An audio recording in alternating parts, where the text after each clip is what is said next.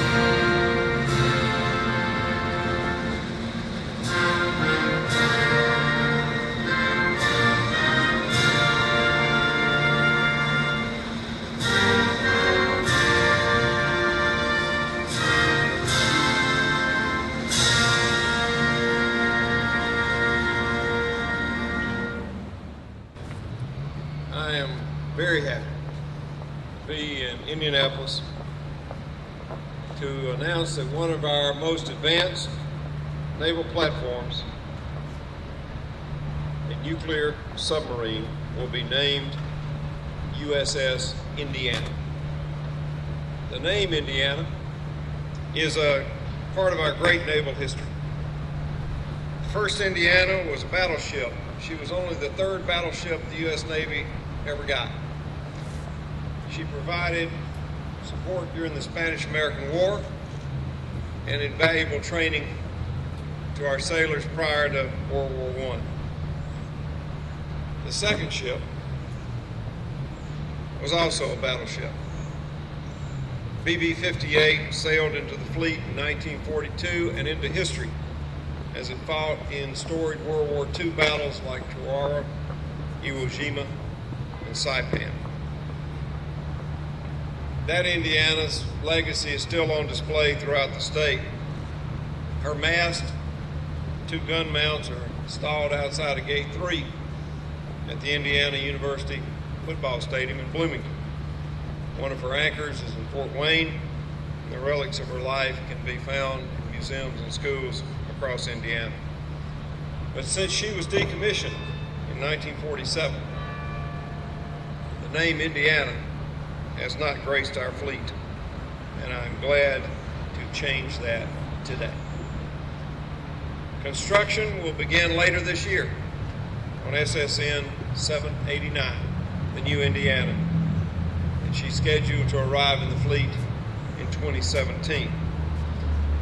She'll be built to excel in the traditional areas of submarine warfare against other submarines, against surface ships, and against targets on land. But she'll also be built to excel in non-traditional areas, things like delivering our SEALs to their missions or gathering intelligence from foreign shores.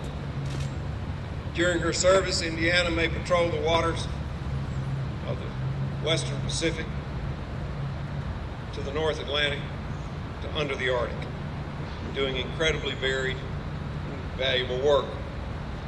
She'll be constructed at Newport News, Virginia by Huntington Ingalls Industry. Now, these attack submarines that Indiana will be one of are a great success story. They have been on or ahead of schedule and under budget. Earlier this month, we commissioned the USS Mississippi in my home state, Pascagoula. That submarine set a record. She was over a year early arriving in the fleet. That kind of performance is a model for our shipbuilding program. On September the 11th, 2001, our naval fleet stood at 316 ships, and we had over 377,000 sailors. But just 8 years later, when I took office, the fleet had dropped to 283 ships and close to 49,000 fewer sailors. At the same time, too many of our programs were, to use a technical term, a mess. Ships were being designed while they were being built, and the cost of too many of our ships were out of control. Over the last 3 years, we've stabilized our shipbuilding program, and we've stabilized our fleet, and we will grow our fleet to 300 ships by 2019. Since December 2010, we have placed 40 ships under contract. This compares to 3 ships that were built the year before I came in. We've done this by using better tools like fixed price contracts and more competition. That's a significant accomplishment for the Navy and also for America. We've made it a priority to rebuild our fleet, and today's ceremony is part of that successful effort. By doing this, we keep America safe, we keep our Navy strong around the world, and we keep our economy strong by keeping these highly skilled jobs at home. And even though Indiana is a good ways from the ocean, the Navy in Indiana have incredibly close ties, thanks in part to Naval Surface Warfare Center, Crane, Indiana. It's the 3rd largest naval installation in the world. It's filled with engineering and technical jobs, and it's filled with great people doing those jobs. Crane is Indiana's 11th largest single-site employer, and that's something Indiana and the Navy and America can be proud of. This new USS Indiana is going to be in the fleet for more than 3 decades. The men and women, General Mutter, who will serve on Indiana may well be the only part of America that many people around the world will ever see. In fact, most Americans have too few opportunities to see and know what our Navy does. One way to remedy this is by the close connection between the people of a state and the ship that bears her name.